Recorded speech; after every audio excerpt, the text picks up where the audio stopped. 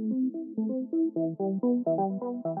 va vous publier sur l'écran donc les résultats donc à nos petites questions. On a choisi simplement de garder donc une seule proposition par thématique. Naturellement, j'y reviendrai après, vous aurez accès de nouveau donc à toutes les thématiques. Alors, regardons-les ensemble à l'écran. Donc sur politique, donc ce qui sort en premier, c'est préparer l'incertitude, pour plus de 28% d'entre vous. Sur la consommation, et je pense que Pascal, on va y revenir, la préférence locale sort en tête, mais pas de façon aussi nette que sur les autres propositions. Sur les nouvelles générations, donc les marques qui agissent à 35%. Médias, c'était la première tendance que tu évoquais, Nicolas, tous advisors. Et sur retail expérience, c'est retail expérience. Donc c'est la dernière, visiblement, qui a convaincu. Je vais demander à Laura et à Édouard, peut-être, de revenir sur scène un instant. Et je vais vous remonter quelques questions qui m'ont été posées sur vos présentations. Alors, politique. Voilà. Alors j'ai une première question, c'est quelle nouvelle méthode de recueil allez-vous mettre en place versus des consommateurs qui ne veulent pas révéler ce qu'ils sont, soit produisent un proxy, un storytelling médias sociaux qui n'est pas en phase avec ce qu'ils sont et ce qu'ils vont faire. Je vais prendre seulement la première partie de la question. La suite est un peu compliquée. Alors c'est vrai que parmi les éléments d'incertitude dont on parlait, il y a et les éléments de silence. C'est pas vraiment en rapport avec l'incertitude, même si ça crée beaucoup d'incertitudes. Ça a créé beaucoup de questions. C'est ce qui a été décrit comme une des explications sur la difficulté des sondages, des intentions de vote, à pouvoir mesurer au plus près et au dernier moment la manière dont les citoyens se positionnent. Comment est-ce qu'on fait pour aller écouter ceux qui ne parlent pas ? S'il y avait une solution, je pense qu'on l'aurait déjà appliqué. Je pense qu'on saurait déjà rentrer en contact avec ces gens-là. Je pense que, pour revenir sur un des éléments d'explication qui a été donné sur les élections, sur les sondages, on a souvent parlé d'électeurs timides. Je crois de moins en moins l'électeur timide. Je crois qu'il y en a. Ils se cachent un peu, mais je crois que la grande difficulté, c'est qu'il y a un certain nombre d'électeurs avec lesquels on n'entre pas en contact. Et la grande différence par rapport à il y a quelques années, c'est que ces électeurs avec lesquels on avait du mal à entrer en contact, eh bien finalement, restaient un peu en dehors du champ et n'allaient pas voter. Aujourd'hui, la vraie différence, c'est qu'il y a un certain nombre, parfois important, d'électeurs qui ne nous disent pas, qui ne sont pas là, qu'on n'arrive pas à joindre, pour plein de raisons, on pourra y revenir sur les moyens de mieux les joindre, et qui finalement vont voter. Donc c'est là où se crée la rupture. C'est-à-dire qu'il y a une différence plus importante entre ce silence, qui est le silence de la spirale d'Elisabeth Noël-Neumann, et le silence dans les urnes, qui n'est plus vraiment ce qui se passe. Alors comment est-ce qu'on va les chercher ? On va les chercher, on va dire, de plein de moyens différents, avec plein de techniques différentes. La première chose, c'est d'aller, naturellement, et c'est très compliqué, savoir qui c'est. Naturellement, c'est compliqué de savoir qui c'est celui qui ne vous répond pas, parce qu'on n'a pas ces caractéristiques, mais on peut se dire qu'il y a des moyens d'aller explorer, de voir la différence, de regarder nos échantillons, de voir sur des caractéristiques. Et quand je parle des caractéristiques, quand je parlais un peu plus tard des différents éléments, des différentes sources d'informations qu'on peut utiliser, ce n'est pas uniquement des données d'opinion, ce n'est pas uniquement des choses, mais ça peut être aussi la consommation, l'éducation, la culture, l'implication dans la société, le réseau professionnel, etc. C'est d'autres éléments qui nous permettent de savoir qui on n'a pas. Mais si on ne les a pas, comment est-ce qu'on va les chercher ? Il y a des gens, il faut être clair, aujourd'hui, avec les techniques que l'on utilise, les techniques les plus largement utilisées, avec le online, avec le téléphone, il y a des gens qu'on n'arrive pas à avoir. C'est clair, il y a des gens qu'on n'arrive pas à avoir dans les proportions ou avec tous les profils. Nos échantillons sont beaux, sont parfaits, sont bien construits, franchement, ils sont solides, mais à un moment, quand on arrive au bout, eh bien, on arrive au bout, comme vous savez, ce qu'on appelait, nous, les queues de quotas, on n'arrive pas forcément à avoir ces populations-là. Il se trouve que ces populations-là, aujourd'hui, bougent, changent, disent des choses et sont plus actives qu'ils ne l'étaient auparavant. On va les chercher différemment, on va les chercher par d'autres moyens. Ces gens-là, parfois, s'expriment. Ils ont du mal à nous parler à nous, mais ils n'ont pas forcément du mal à parler de manière générale. Ils n'ont pas du mal à parler forcément sur les réseaux sociaux, pour certains d'entre eux. Alors peut-être pas la dame de 75 ans qui va voter au deuxième tour de la primaire de la droite pour François Fillon. Celle-là, on aura peut-être un peu plus de mal à la voir à travers les réseaux sociaux sur Facebook, mais pourquoi pas, et c'est une des idées qu'on peut avoir, ouvrir des communautés différentes, utiliser des gens qui vont être nos intermédiaires, et pourquoi pas, c'est une idée qu'on a déjà développée, on en a parlé avec Guéna Elgo et Emmanuel Rivière, c'est pourquoi pas aller chercher des communautés de gens différents, des gens qui sont en contact. Pourquoi pas avoir une communauté active de coiffeurs, parce qu'eux parlent aux gens tous les jours. Ils parlent à la dame de 75 ans, ils disent des choses, ils sont des capteurs. Pourquoi pas? Parce qu'on a un formidable, par exemple en France, réseau d'enquêteurs en face à face qui voient des gens tous les jours, qui leur posent des questions sur la consommation, etc. Pourquoi pas plus interroger, nous, nos enquêteurs face à face, sur ce qu'ils sentent, sur ce qu'ils disent, sur la manière dont ça se passe? Il faut ouvrir ces choses-là, des choses les plus digitales, aux choses les plus basiques. Il faut revenir au Cali, il faut refaire des communautés, il faut réimpliquer les gens, parce que ces gens-là, effectivement, se sont mis un petit peu en retrait de nos techniques habituelles. Et franchement, on peut les pousser assez loin, mais pas jusqu'au bout. Et donc, réinclure ces gens-là avec des techniques différentes. Encore une fois, on va revenir, on le dit en permanence, mais c'est vrai, le Cali, l'ethno, la proximité. Laurent me dit qu'il faut que j'arrête. Non, j'ai rien dit. C'est pas ça le clin d'œil, hein. Non. Mais j'ai une question pour Laura. Et en fait, Laura, donc tu as parlé beaucoup de concurrence. Et la question qui t'est directement adressée, c'est de dire, mais finalement, dans un contexte d'exigence plus grande de transparence, dans quelle mesure le combat contre les fausses informations est-il un combat perdu d'avance? C'est une bonne question, spécialement aujourd'hui, parce que comme m'a rappelé Nathalie, c'est aujourd'hui qu'ouvre à Paris le OGP, qui est le Open Government Forum mondial. C'est-à-dire c'est l'organisation des gouvernements qui se réunissent pour faciliter la gouvernance plus ouverte, l'ouverture des données, la transparence.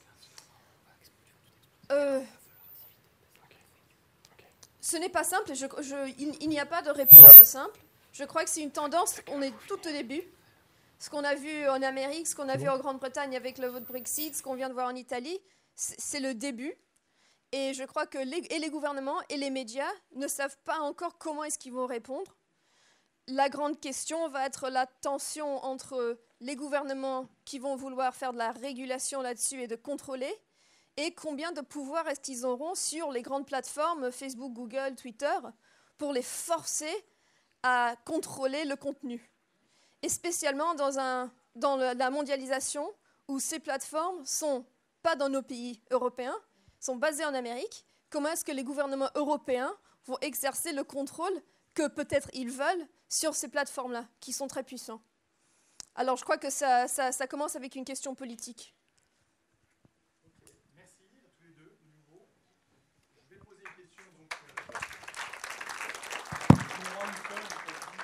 sur la consommation, qui s'adresse à Emma donc, et à Pascal. Alors, je prends une question simple. Comment un exemple d'innovation qui a su mixer santé et plaisir? Justement, ce n'est pas une question simple du tout, puisque ah bon, bah alors, comme tu as écouté ce que j'ai dit tout à l'heure... Je t'écoute toujours avec attention, Pascal, tu sais. Je pense qu'on a effectivement un grand florilège d'innovation sur l'axe santé et sur l'axe plaisir, mais c'est quand même deux concepts qui sont assez difficiles à associer, et j'ai franchement pas d'exemple qui me viennent en tête. Par contre, c'est la clé probablement d'un succès futur, parce que ça réconcilie deux attentes fortes du vouloir d'achat. Mais en tête, comme j'ai parlé de Be Ready, j'ai pas d'action chez Ferrero, d'autant plus qu'ils ne sont pas cotés en bourse, mais je pense qu'effectivement, je ne vais pas m'engager en disant que c'est quand même plus plaisir que santé.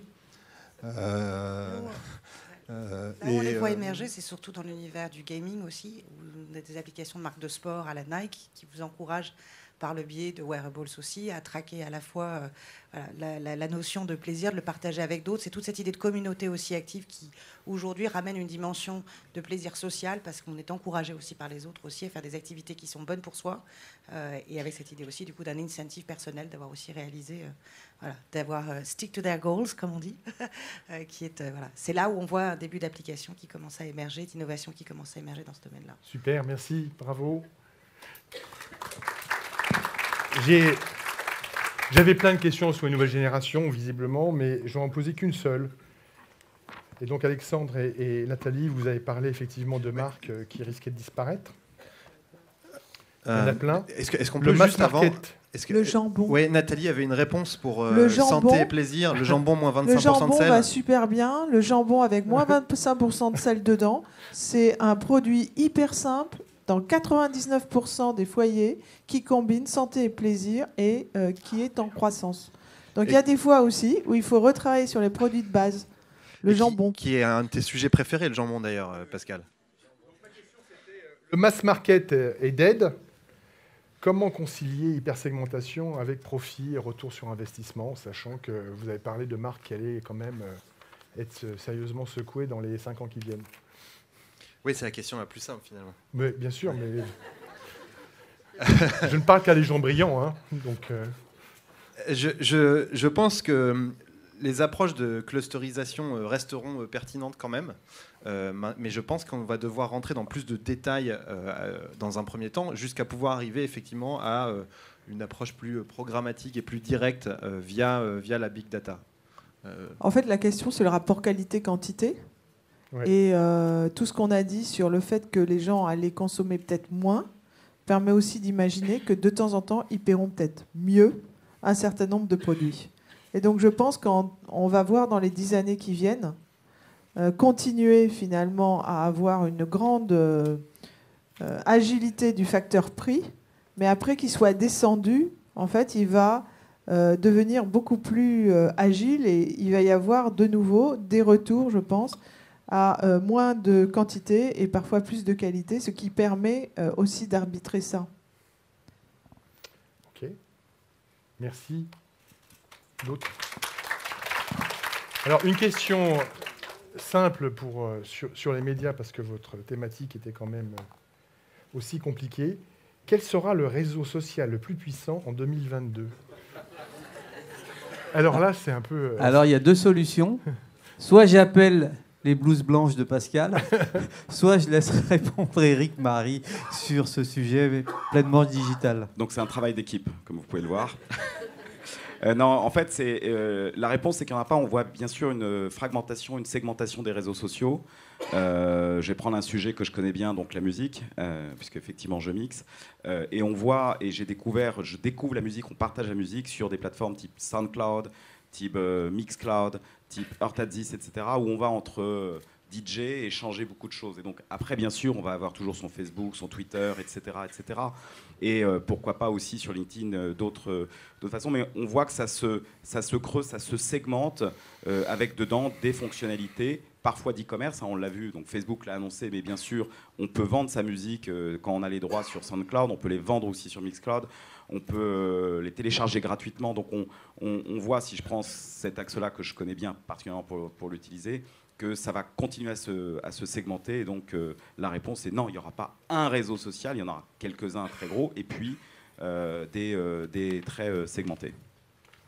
Merci. Et enfin, donc, sur le retail, alors on parle d'une contradiction sur le retail, on a parlé beaucoup d'émotionnel ce matin, et dans quelle mesure, lorsque vous affirmez que l'humain va devenir un luxe dans le retail, ce n'est pas contradictoire avec cette exigence d'émotion dont nous parlions donc à différents moments ce matin. C'est effectivement un super challenge pour les grands retailers. Et c'est, à mon avis, évidemment, une des grandes questions que doivent résoudre Carrefour et compagnie, parce que si aujourd'hui, c'est paraît relativement simple de raconter des histoires et de créer de l'émotionnel dans des petites surfaces, dans un hypermarché, alors je sais bien que Carrefour réinvente l'hyper chaque année, mais à date, ça reste quand même très difficile. J'allais dire la même chose, effectivement, sur les petites surfaces, on voit bien que l'expérientiel et la connexion émotionnelle est facile. Mais voilà, la connexion émotionnelle in-store va être un vrai challenge pour les grandes surfaces. Alors, après, il y a des services. Moi, je crois à la connexion émotionnelle aussi par les services. Si vous voyez aujourd'hui ce que font, par exemple, des Home Depot aux États-Unis, et comment ils recréent de la connexion émotionnelle, il y a beaucoup moins de gens, mais en créant des services mobiles qui permettent de véritablement aider les gens dans leur processus d'achat. C'est-à-dire d'avoir des choses qui sont déjà prévues à 7 h du matin pour faire son chantier, de pouvoir, à partir d'un produit, trouver les produits dans le bon rayon. Moi, je crois que la connexion émotionnelle en magasin n'est pas liée uniquement à la relation, au dialogue avec l'humain, mais aussi avec l'ensemble des services que tous ces distributeurs et ces marques sont capables d'amener dans le monde physique. Voilà. Merci. Donc, notre conférence touche à sa fin. Simplement, très rapidement, donc, est-ce qu'un d'entre vous voudrait poser une autre question dans la salle? Je regarde.